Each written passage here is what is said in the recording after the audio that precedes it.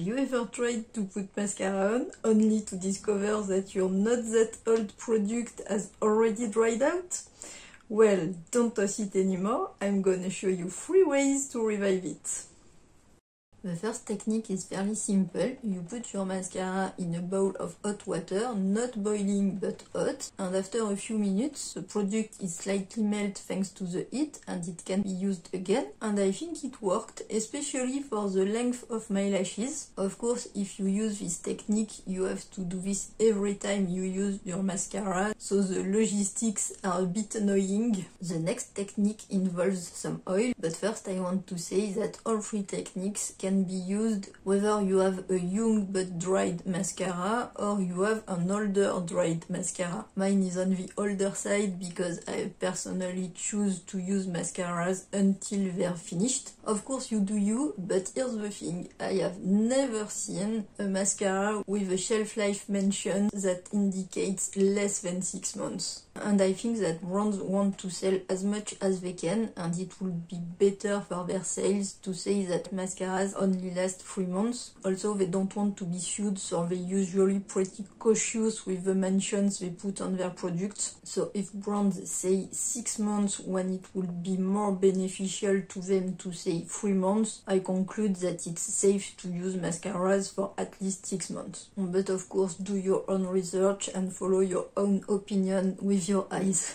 However, since we've all experienced a prematurely dried mascara situation, let's move on to the second technique. Oh, and if you have an eye infection, of course, toss your mascara right away. The second technique is also pretty simple as long as you already have some oil on hand, and the most recommended oils are sweet almond oil and castor oil. I used another one, but of course I checked if it was safe to use around the eye area, and you just put 1 drop in the mascara and then you mix it with the mascara brush.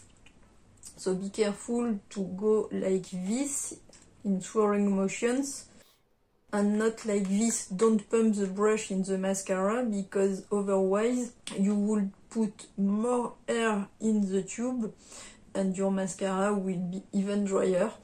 Mascaras contain very little water. That's also a reason why they don't grow bacteria as easily as other products, but they're really prone to dryness. And if you push more air in the tube by pumping with your brush, of course the mascara will dry even faster. So I think this technique also worked, also mostly for length, but I still find that it gave me a little more volume than the bowl of water technique. And I noticed that with 1 drop of oil the mascara was revived for a few days, so it's less logistics than the first technique.